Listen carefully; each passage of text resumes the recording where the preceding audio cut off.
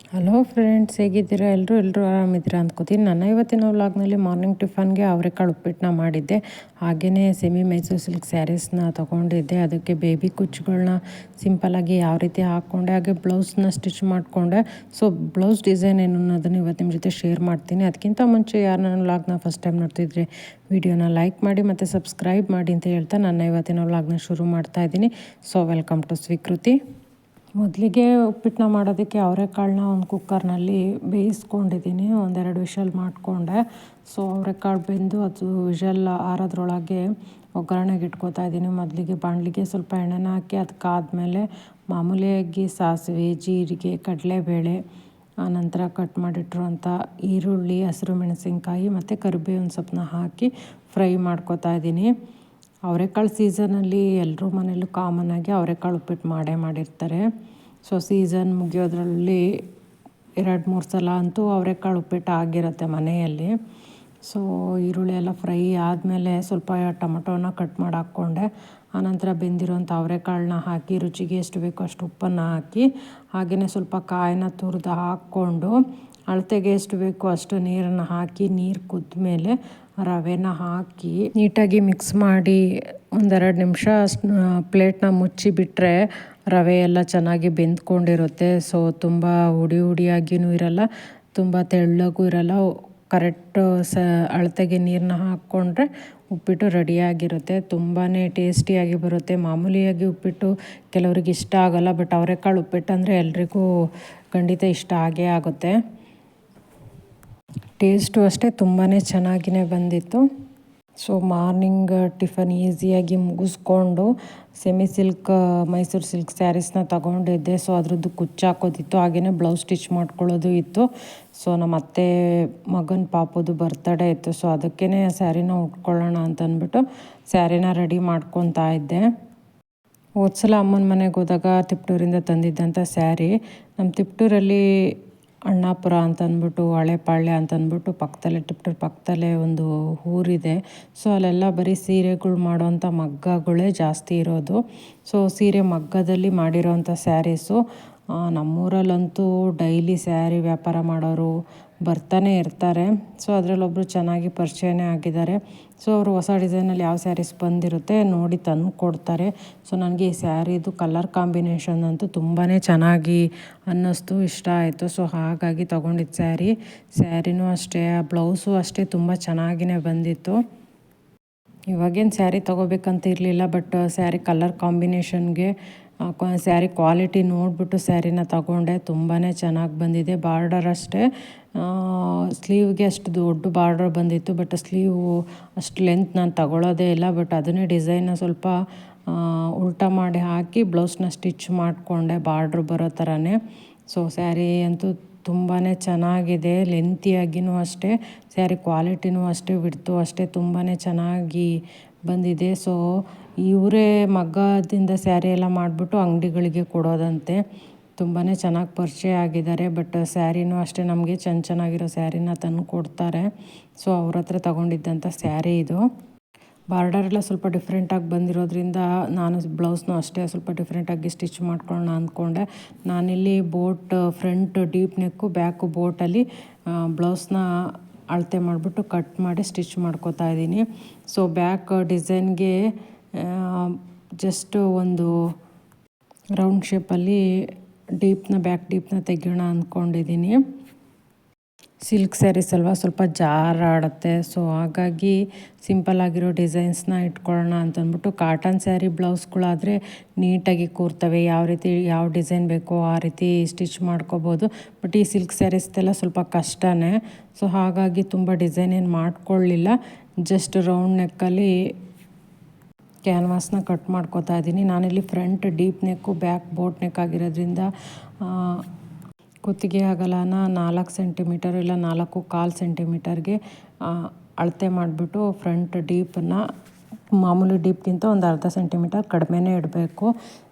So ಒಂದು 6 centimetre front ಡೀಪ್ನ ಇಟ್ಬಿಟ್ಟು back ಡೀಪ್ಗೆ 10 centimetre ತೊಗೊಂಡಿದ್ದೀನಿ. ಸೊ ಬೋಟಿಗೆ 3 ಸೆಂಟಿಮೀಟರ್ನ ಫಸ್ಟ್ ಕಟ್ ಮಾಡಿರ್ತೀವಿ. ಸೊ ಬ್ಯಾಕ್ ಡೀಪ್ಗೆ ಮತ್ತು 6 ಸೆಂಟಿಮೀಟರು ಟೋಟಲಾಗಿ 9 ಸೆಂಟಿಮೀಟರ್ ಬರೋ ಥರನೇ ಬ್ಲೌಸ್ನ ಸ್ಟಿಚ್ ಮಾಡ್ಕೋತಾ ಇದ್ದೀನಿ. ಸೊ ಈ ರೀತಿ ಕ್ಯಾನ್ವಾಸ್ ಡಿಸೈನ್ನ ಮಾಡಿಕೊಂಡೆ. ಸ್ಲೀವ್ ಬಾರ್ಡರ್ ಎಲ್ಲ ಸ್ವಲ್ಪ ದೊಡ್ಡದಾಗಿಯೇ ಬಂದಿತ್ತು. ಸೊ ಹಾಗಾಗಿ ಸ್ಲೀವ್ ಲೆಂತ್ಗೆ ಸಾಕಾಗ್ತಿರ್ಲಿಲ್ಲ. ಆದ್ರೂ ಆ ಬಾರ್ಡರ್ನೇ ಉಲ್ಟಾ ತಗೊಂಡು ಸ್ಲೀವ್ಗೆ ಕೊಟ್ಕೊಂಡೆ ಬಾರ್ಡರ್ ಬರೋ ಥರನೇ. ಸೊ ಬ್ಲೌಸ್ ಅಂತೂ ತುಂಬ ಚೆನ್ನಾಗಿಯೇ ಬಂತು. ಅದರದ್ದು ಕಲರ್ ಕಾಂಬಿನೇಷನ್ ಅಂತೂ ತುಂಬಾ ಚೆನ್ನಾಗಿತ್ತು. ನವಿ ಬ್ಲೂಗೆ ಪರ್ಪಲ್ ಕಾಂಬಿನೇಷನ್ ಬಂದಿದೆ. ಕಲರ್ ಕಾಂಬಿನೇಷನ್ಗೆ ಸ್ಯಾರಿ ಹೈಲೈಟಾಗಿ ಕಾಣಿಸುತ್ತೆ. ಸೊ ಈ ರೀತಿ ಕ್ಯಾನ್ವಾಸ್ನು ಕಟ್ ಮಾಡಿಕೊಂಡು ಕ್ಯಾನ್ವಾಸ್ನು ರೆಡಿ ಮಾಡಿಕೊಂಡು ಸೊ ಫ್ರಂಟೆಲ್ಲ ರೆಡಿ ಮಾಡ್ಕೊಂಡಿದ್ದೆ. ಬಟ್ ಬ್ಯಾಕ್ ಡೀಪ್ಗೆ ಏನು ಡಿಸೈನ್ ಇಡೋದು ಅಂತಂದ್ಬಿಟ್ಟು ಸ್ವಲ್ಪ ಸರ್ಚ್ ಮಾಡಿ ಸಿಂಪಲಾಗಿಯೇ ಇರಲಿ ಅಂತಂದ್ಬಿಟ್ಟು ಈ ರೀತಿ ಬ್ಲೌಸ್ನ ಸ್ಟಿಚ್ ಮಾಡಿಕೊಂಡೆ. ಸೊ ಹೆಚ್ಚು ಕಡಿಮೆ ಎಲ್ಲ ಥರ ಡಿಸೈನ್ ಬ್ಲೌಸ್ನು ಸ್ಟಿಚ್ ಮಾಡ್ಕೊಂಡಿದ್ದೀನಿ. ಸೊ ಹೊಸ್ದಾಗಿ ಬ್ಲೌಸ್ ಸ್ಟಿಚ್ ಮಾಡ್ಕೋಬೇಕು ಅಂದರೆ ಯೋಚನೆ ಆಗ್ತೈತೆ ಯಾವ ಡಿಸೈನ್ ಮಾಡೋದು ಅಂತ ಅಂದ್ಬಿಟ್ಟು. ಇವಾಗಂತೂ ಕೆಲವು ಡಿಸೈನ್ಗಳ್ನ ಯಾವುದೂ ಇಡ್ತಾನೆ ಇಲ್ಲ. ಮಾಮೂಲಿಯಾಗಿ ಬ್ಲೌಸ್ ಸ್ಟಿಚ್ ಮಾಡ್ಕೋತಾ ಇದ್ದೀನಿ. ಯು ನೆಕ್ ಇಲ್ಲಾಂತಂದರೆ ಸ್ಕ್ವೇರ್ ನೆಕ್ಕಲ್ಲಿ. ಸೊ ಇದು ಸ್ವಲ್ಪ ಡಿಫ್ರೆಂಟ್ ಆಗಿತ್ತಲ್ವ. ಸೊ ಸ್ವಲ್ಪ ಚೆನ್ನಾಗಿ ಡಿಫ್ರೆಂಟಾಗಿ ಸ್ಟಿಚ್ ಮಾಡ್ಕೊಳ್ಳೋಣ ಅಂತಂದ್ಬಿಟ್ಟು ಈ ರೀತಿ ಕ್ಯಾನ್ವಾಸ್ ಎಲ್ಲ ರೆಡಿ ಮಾಡಿಕೊಂಡು ಸೆಂಟರ್ಗೆ ಪಾಯಿಂಟ್ ಮಾಡಿಕೊಂಡು ನೀಟಾಗಿ ಸ್ಟಿಚ್ ಮಾಡಿಕೊಂಡೆ. ಬ್ಲೌಸ್ ಅಂತೂ ತುಂಬಾ ಚೆನ್ನಾಗಿಯೇ ಬಂತು. ಮಾಮೂಲಿ ಬ್ಲೌಸ್ಗಳಾದರೆ ಕ್ಯಾನ್ವಾಸ್ ಏನು ಹಾಕೋಕ್ಕೆ ಹೋಗೋಲ್ಲ, ಹಾಗೆಯೇ ಲೈನಿಂಗ್ನೇ ಮಾಡಿಸಿ ಸ್ಟಿಚ್ ಮಾಡ್ಕೋತೀನಿ. ಬಟ್ ಡಿಸೈನ್ಸ್ ಏನಾದ್ರು ಮಾಡಬೇಕಂದ್ರೆ ಕ್ಯಾನ್ವಾಸ್ ಹಾಕಿದ್ರೇ ತುಂಬ ಚೆನ್ನಾಗಿ ಸ್ಟಿಫಾಗಿ ಕೂರುತ್ತೆ ಅಂದ್ಬಿಟ್ಟು ಸುಮ್ಮನೆ ಸ್ಯಾರೀಸ್ ಎಲ್ಲ ತೊಗೊಂಡು ಇಟ್ಕೊಂಡಿರ್ತೀನಿ ಚೆನ್ನಾಗಿದ್ದವನ್ನೆಲ್ಲ. ಬಟ್ ಹತ್ರದ್ದು ಯಾವ್ದಾದ್ರು ಫಂಕ್ಷನ್ಸ್ ಬಂತು ಅಂದಾಗ ಬ್ಲೌಸ್ ಸ್ಟಿಚ್ ಮಾಡಿಕೊಂಡು ವೇರ್ ಮಾಡೋದಾಗುತ್ತೆ. ಈ ಸ್ಯಾರಿನೂ ಅಷ್ಟೇ ತೊಗೊಂಡು ಇಟ್ಕೊಂಡಿದ್ದೆ, ನೋಡೋಣ ಯಾವ್ದಾದ್ರು ಫಂಕ್ಷನ್ ಬಂದರೆ ಹಾಕ್ಕೊಂಡ್ರಾಯ್ತು ಅಂದ್ಬಿಟ್ಟು. ಬಟ್ ಇದೊಂದು ಹತ್ರದ ಫಂಕ್ಷನ್ ಇದ್ದಿದ್ದರಿಂದ ಅದಕ್ಕೇ ಉಟ್ಕೊಂಡ್ರಾಯ್ತು ಅಂದ್ಬಿಟ್ಟು ಬ್ಲೌಸ್ನ ಸ್ಟಿಚ್ ಮಾಡ್ಕೋತಾ ಇದ್ದೀನಿ. ಸೊ ಇನ್ನೇನು ನ್ಯೂ ಇಯರ್ ಬೇರೆ ಬಂತಲ್ವ. ಸೊ ಅದಕ್ಕೊಂದು ಡ್ರೆಸ್ ಬೇರೆ ಸ್ಟಿಚ್ ಮಾಡ್ಕೋಬೇಕು. ಸೊ ಬ್ಲೌಸ್ನೆಲ್ಲ ಮುಗಿಸ್ಕೊಂಡು ಡ್ರೆಸ್ನೂ ಸ್ಟಿಚ್ ಮಾಡ್ಕೋಬೇಕು. ಕ್ಯಾನ್ವಾಸ್ನ ಇಟ್ಬಿಟ್ಟು ಈ ರೀತಿ ನಿಧಾನಕ್ಕೆ ಕ್ಯಾನ್ವಾಸ್ ಇದ್ದಾಗ ನಿಧಾನಕ್ಕೆ ಸ್ಟಿಚ್ ಮಾಡ್ಕೋಬೇಕು, ಇಲ್ಲಾಂದರೆ ಡಿಸೈನ್ ನೀಟಾಗಿ ಬರೋದಿಲ್ಲ. ಸೊ ಬೇರೆ ಬ್ಲೌಸ್ ಸ್ಟಿಚ್ ಮಾಡ್ಕೊಳ್ಳೋದ್ಕಿಂತ ಬೇರೆ ಕಡೆ ಸ್ಟಿಚ್ ಮಾಡ್ಕೊಳ್ಳೋದ್ಕಿಂತ ಈ ಕ್ಯಾನ್ವಾಸ್ ಹಾಕ್ದಾಗಂತೂ ತುಂಬಾ ನೋಡಿಕೊಂಡು ಸ್ಟಿಚ್ನ ಹಾಕಬೇಕು. ಸೊ ಕ್ಯಾನ್ವಾಸ್ ಸೈಡೆಲ್ಲ ಫುಲ್ಲು ಸ್ಟಿಚ್ ಮಾಡಿ ಒಂದು ಕಡೆ ಕಟ್ ಮಾಡಿಕೊಂಡು ಒಳಗಡೆ ಬಟನ್ನೆಲ್ಲ ತೆಗೆದು ಕ್ಯಾನ್ವಾಸ್ನ ಮಡಿಸಿ ಅದ್ರ ಮೇಲ್ಗಡೆ ಒಂದು ಹೊಲಿಗೆ ಹಾಕ್ಕೊಂಡು ಆನಂತರ ಈಮಿಂಗ್ ಮಾಡಿಕೊಂಡೆ. ಸೊ ಸ್ಲೀವಿಗೂ ಅಷ್ಟೇ ಸ್ಲೀವಿಂದು ಬಾರ್ಡ್ರು ಲೆಂತ್ ಜಾಸ್ತಿ ಇತ್ತು. ಸೊ ಅಷ್ಟುದ್ದ ಸ್ಲೀವೇ ನಾನು ಸ್ಟಿಚ್ ಮಾಡ್ಕೊಳಲ್ಲ. ಸ್ಲೀವ್ಸ್ ಪಾರ್ಟ್ದು ಲೈನಿಂಗ್ ಕಟ್ ಮಾಡ್ಕೊಂಡಿರ್ತೀವಲ್ವ. ಸೊ ಅದನ್ನು ಉಲ್ಟಾ ಬ್ಲೌಸ್ನ ಇಟ್ಕೊಂಡು ಬ್ಲೌಸ್ ಸ್ಲೀವ್ನ ಕಟ್ ಮಾಡಿಕೊಂಡು ಸ್ಟಿಚ್ ಮಾಡಿಕೊಂಡೆ. ಸೊ ಬಾರ್ಡ್ರು ಕರೆಕ್ಟಾಗಿ ಬರೋ ಥರನೇ. ಸೊ ಸ್ಲೀವ್ನ ಮಧ್ಯದಿಂದ ಇಟ್ಟು ಕಟ್ ಮಾಡ್ಕೊಂಡಿದ್ರಿಂದ ಲೆಂತ್ ಸ್ವಲ್ಪ ಕಡಿಮೆ ಬಂತು ಮುಂಭಾಗದ ಶೇಪಿಗೆ ಕಟ್ ಮಾಡ್ಕೊಳ್ಳೋದು. ಸೊ ಅದನ್ನು ಬಾರ್ಡರ್ನ ಸೈಡ್ ಮಾಡಿಕೊಂಡು ಸೊ ಬಾರ್ಡರೆಲ್ಲ ಮುಂದ್ಗಡೆಗೆ ಬರೋಂಗೆ ಇಟ್ಕೊಂಡು ಬ್ಲೌಸ್ನ ಸ್ಟಿಚ್ ಮಾಡ್ಕೊಂಡಿದ್ದೀನಿ. ಬಟ್ ಅದು ಒಂಥರ ಡಿಸೈನ್ ಆಯಿತು, ಚೆನ್ನಾಗಿಯೇ ಬಂತು ಬ್ಲೌಸು. ಆನಂತರ ಸ್ಯಾರಿ ಕುಚ್ಚು ಹಾಕ್ಕೊಳ್ಳೋಣ ಅಂತ ಇಟ್ಕೊಂಡೆ. ಸೊ ಸಿಂಪಲಾಗಿ ನನಗೆ ಕ್ರೋಶ ಕುಚ್ಚೆಲ್ಲ ಬರೋಲ್ಲ. ಸೊ ಬೇಬಿ ಕುಚ್ಚು ಅಷ್ಟೇ ಹಾಕ್ಕೊಳ್ಳೋದು. ಸ್ಯಾರಿನೂ ಜಿಗ್ಜ್ಯಾಗ್ ಮಾಡಿಸ್ಕೊಂಡು ಬಂದಿದ್ದೆ, ಹಾಗೆಯೇ ಮ್ಯಾಚಿಂಗ್ ಥ್ರೆಡ್ನೂ ತಂದಿದ್ದೆ. ಸೊ ನೋಡೋಣ ಯಾವ ರೀತಿ ಸಿಂಪಲ್ಲಾಗಿ ಯಾವ ರೀತಿ ಮ್ಯಾಚಿಂಗ್ ಮಾಡಿ ಕುಚ್ಚನ್ನ ಹಾಕ್ಕೋತೀನಿ ಅಂತಂದ್ಬಿಟ್ಟು ಸ್ಯಾರಿ ಜಿಗ್ಜ್ಯಾಗು ಮಾಡ್ಕೊಂಬಂದಿದ್ದೆ. ಬ್ಲೂ ಮತ್ತು ಪರ್ಪಲ್ಲು ಎರಡೇ ಥ್ರೆಡ್ಡಲ್ಲಿ ಹಾಕೋಣ ಅಂದ್ಕೊಂಡೆ. ಬಟ್ ಮಧ್ಯದಲ್ಲಿ ಒಂದು ಗೋಲ್ಡ್ ಕಲರಿಂದು ಥ್ರೆಡ್ನ ಹಾಕ್ಕೊಂಡ್ರೆ ಚೆನ್ನಾಗಿ ಬರುತ್ತೆ, ಇಲ್ಲಾಂದರೆ ತುಂಬ ಹೈಲೈಟಾಗಿ ಕಾಣಿಸುತ್ತೆ, ಇಲ್ಲಾಂದರೆ ಸಿಂಪಲ್ ಅನ್ಸೋಗುತ್ತೆ ಅಂದ್ಬಿಟ್ಟು ಮಧ್ಯದಲ್ಲಿ ಗೋಲ್ಡ್ ಕಲರ್ ಥ್ರೆಡ್ನ ಹಾಕೋದಕ್ಕೆ ರೆಡಿ ಮಾಡ್ಕೋತಾ ಇದ್ದೀನಿ. ನಾನಿಲ್ಲಿ 60 ಎಳೆನ ತಗೋತೀನಿ. ಸೊ ಈ ರೀತಿ ಯಾವ್ದಾದ್ರು ಒಂದು ನೋಟ್ಬುಕ್ಕಿಗೆ 60 ಎಳೆನ ಸುತ್ತಕೊಂಡು ಸೊ ಸೂಜಿಗೆ ಪೋಣಿಸ್ಕೊಂಡು ಹಾಕ್ಕೋತೀನಿ ಬೇಬಿ ಕುಚ್ಚನ್ನ. ಸೊ ಒಂದು ಸೈಡ್ 60 ಎಳೆ ಅಂದರೆ ಎರಡು ಸೈಡ್ಗೂ 120 ಎಳೆ ಬರುತ್ತೆ. 60 ಎಳೆ ಆದರೆ ನೀಟಾಗಿ ಸೂಜಿ ಒಳಗೆ ತೂರಿಸ್ಕೊಂಡು ಹಾಕ್ಬೋದು. 80 ಎಳೆ ಇದಕ್ಕಿಂತ ಜಾಸ್ತಿ ತೊಗೊಂಡ್ರೆ ಸೂಜಿ ಒಳಗೇ ತೂರಿಸೋದಕ್ಕಾಗಲ್ಲ. ಸೊ ಇದೇನೇ ಸಿಂಪಲ್ಲಾಗಿ ತುಂಬ ಚೆನ್ನಾಗಿಯೇ ಬರುತ್ತೆ. ಸೊ 60 ಎಳೆ ತೊಗೊಂಡ್ರೆ ಸಾಕು. ಅಟ್ಲೀಸ್ಟು ಕ್ರೋಶ ಕುಚ್ಚನ್ನ ಹಾಕೋದನ್ನು ಕಲ್ತ್ಕೋಬೇಕು. ಮೇನ್ ಚೈನಾರ ಹಾಕ್ಕೊಂಡ್ರೆ ಈ ರೀತಿ ಸೀರೆನೆಲ್ಲ ಈ ರೀತಿ ಹೋಲ್ ಮಾಡ್ಕೋತೀವಲ್ವ. ಸೊ ಸ್ಯಾರಿ ಎಲ್ಲ ಸುಮ್ಮನೆ ಹಾಳಾದಂಗೆ ಅನಿಸುತ್ತೆ. ಸೊ ಕ್ರೋಶದಲ್ಲಿ ಕಲ್ತ್ಕೊಂಡ್ರೆ ಮೇನ್ ಚೈನ್ ಒಂದು ಹಾಕ್ಕೊಂಬಿಟ್ರೆ ಸ್ಯಾರಿ ಅಷ್ಟೊಂದು ಹಾಳಾಗಲ್ಲ, ನೀಟಾಗಿಯೂ ಕಾಣಿಸುತ್ತೆ. ಸೊ ನೆಕ್ಸ್ಟ್ ಟೈಮ್ ಹೋದಾಗ ಸೂಜಿ ತಂದುಬಿಟ್ಟು ಅದೊಂದು ಹಾಕೋದನ್ನು ಕಲ್ತ್ಕೋಬೇಕು. ಕ್ರೋಶದಲ್ಲಿ ಕುಚ್ಚು ಹಾಕೋದು ತುಂಬಾ ಈಸಿ ಅಂತಾರೆ. ಸೊ ಅದಕ್ಕೆ ಕಲ್ತ್ಕೊಳೋ ತನಕ ಅಷ್ಟೇ ಕಷ್ಟ ಅನ್ಸೋದು. ಕಲ್ತ್ಕೊಂಡ್ಮೇಲೆ ಎಲ್ಲದೂ ಈಸಿನೇ. ಮೊದಲಿಗೆಲ್ಲ ಕುಚ್ಚನ್ನೇ ಹಾಕ್ತಿರ್ಲಿಲ್ಲ ನಾನು, ತುಂಬ ಕಷ್ಟ ಆಗುತ್ತೆ ಅಂತ ಅಂದ್ಬಿಟ್ಟು ಇತ್ತೀಚೆಗೆ ಹಾಕೋದಕ್ಕೆ ಶುರು ಮಾಡ್ಕೊಂಡಿದ್ದೀನಿ. ಸೊ ಆಗ್ತಾ ಆಗ್ತಾ ತುಂಬ ಈಸಿನೇ ಅನ್ನಿಸ್ತಿದೆ. ಮೊದಲಿಗೆ ಬೇಬಿ ಕುಚ್ಚನ್ನ ಹಾಕೋದೇ ವಾರ ಆಗೋದು. ಇವಾಗೆಲ್ಲ 2-3 ದಿನಕ್ಕೆ ಒಂದು ಕುಚ್ಚನ್ನ ಹಾಕಿ ಮುಗಿಸ್ತೀನಿ. ಈ ಸ್ಯಾರಿ ಕುಚ್ಚಂತೂ 2 ದಿನಕ್ಕೆ ಮುಗಿಸಿದ್ದೀನಿ. ಸೊ ಬೇರೆ ಕಡೆ ಎಷ್ಟೇ ಕೊಟ್ಟು ಎಷ್ಟು ಡಿಸೈನ್ ಇರೋದು ಹಾಕ್ಸ್ಕೊಂಡ್ರು ನಾವು ಹಾಕಿದ ಥರ ಅನಿಸಲ್ಲ. ಏಕೆಂದರೆ ಅರ್ಧವ್ರಿಗೆ ಹೆಗ್ಣ ಮುದ್ದು ಅಂತಾರಲ್ಲ, ಹಂಗೆ ಬೇರೆಯವ್ರು ಯಾವ ಥರ ಡಿಸೈನಿಂದ ಹಾಕಿದ್ರೂ ನಾವು ಬೇಬಿ ಕುಚ್ಚನ್ನೇ ಹಾಕ್ಕೊಂಡು ನಾವು ಹಾಕ್ಕೊಂಡಿರೋದೇ ಚೆನ್ನಾಗಿ ಬಂದಿದೆ, ಪರ್ಫೆಕ್ಟ್ ಅನ್ನಿಸ್ತಿರುತ್ತೆ. ಸೊ ಹಾಗಾಗಿ ನಾನು ಹಾಕ್ಕೊಂಡಿದ್ದು ಬೇಬಿ ಕುಚ್ಚು ಡಿಸೈನೇ ತುಂಬ ಚೆನ್ನಾಗಿ ಹೈಲೈಟಾಗಿ ಕಾಣಿಸ್ತಿತ್ತು. ಸೊ ಬೇರೆ ಕುಚ್ಚು ಡಿಸೈನ್ಸ್ಗಿಂತನೂ ಅಂತ ನನಗೇನೆ ಅನ್ನಿಸ್ತು. ಸ್ಯಾರಿನ ಉಲ್ಟಾ ಮಾಡಿ ಹಾಕ್ಕೊಂಡು ಕುಚ್ಚನ್ನ ಹಾಕ್ಕೋಬೇಕು. ಯಾಕೆಂದರೆ ಗಂಟೆಲ್ಲ ಹಾಕ್ತೀವಲ್ವ, ಸೊ ಗಂಟೆಲ್ಲ ಹಿಂಭಾಗಕ್ಕೆ ಉಳ್ಕೊಳ್ಳುತ್ತೆ. ಸೊ ಫ್ರಂಟಿಗೆ ಗಂಟು ಹಾಕಿರೋದು ಕಾಣಿಸಲ್ಲ, ಥ್ರೆಡ್ಡೆಲ್ಲ ಕಟ್ ಮಾಡ್ತೀವಲ್ಲ ಅದು ಕಾಣಿಸಲ್ಲ. ಸೊ ಹಾಗಾಗಿ ಫ್ರಂಟಿಂದ ಕುಚ್ಚು ಹಾಕೋದ್ಕಿಂತ ಸ್ಯಾರಿನ ಉಲ್ಟಾ ಮಾಡಿ ಹಾಕ್ಕೊಂಡು ಕುಚ್ಚನ್ನ ಹಾಕ್ಕೊಳ್ಳೋದು ತುಂಬಾ ಒಳ್ಳೆಯದು. ಅವಾಗ ಥ್ರೆಡ್ಡೂ ಕಾಣಿಸಲ್ಲ ಮತ್ತು ಗಂಟು ಹಾಕಿರೋದು ಕಾಣಿಸಲ್ಲ. ಈ ಗೋಲ್ಡನ್ ಥ್ರೆಡ್ಡನ್ನ ಗಂಟಾಕಿ ಕಟ್ ಮಾಡಿರ್ತೀವಲ್ವ, ಸೊ ಅದೆಲ್ಲ ಕಾಣಿಸ್ತಿರುತ್ತೆ ಫ್ರಂಟಿಗೆ ಹಾಕ್ಕೊಂಡ್ರೆ. ಸೊ ಬ್ಯಾಕ್ ಸೈಡ್ಗೆ ತಿರುಗಿಸಿ ಹಾಕ್ಕೊಂಡ್ರೆ ಕಟ್ ಮಾಡಿರೋದು ಕಾಣಿಸಲ್ಲ, ಚೆನ್ನಾಗಿಯೇ ಫ್ರಂಟಲ್ಲಿ ಚೆನ್ನಾಗಿಯೇ ಬರುತ್ತೆ. ಸೊ ಹಾಗಾಗಿ ಸ್ಯಾರಿನ ಉಲ್ಟಾ ಮಾಡಿ ಕುಚ್ಚನ್ನ ಹಾಕ್ಕೋಬೇಕು.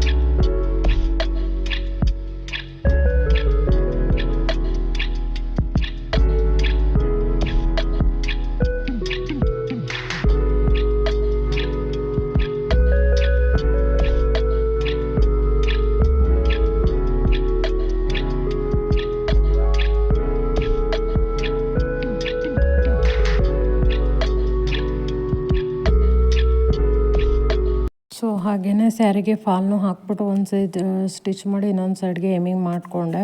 ಸೊ ಸ್ಯಾರಿ ಫುಲ್ ರೆಡಿ ಆಗೋಯ್ತು. ಒಂದು 2 ಡೇಸಲ್ಲಿ ಕುಚ್ಚು ಮತ್ತು ಸ್ಯಾರಿ ಬ್ಲೌಸು ಫಾಲು ಎಲ್ಲದೂ ರೆಡಿ ಆಯಿತು. ಸೊ ನನ್ನ ಇವತ್ತಿನ ವ್ಲಾಗ್ ನಿಮಗೆ ಇಷ್ಟ ಆಗಿದ್ರೆ ವಿಡಿಯೋನ ಲೈಕ್ ಮಾಡಿ ಮತ್ತು ಸಬ್ಸ್ಕ್ರೈಬ್ ಮಾಡಿ ಅಂತ ಹೇಳ್ತಾ ನನ್ನ ಇವತ್ತಿನ ವ್ಲಾಗ್ನ ಮುಗಿಸ್ತಾ ಇದ್ದೀನಿ. Thank you.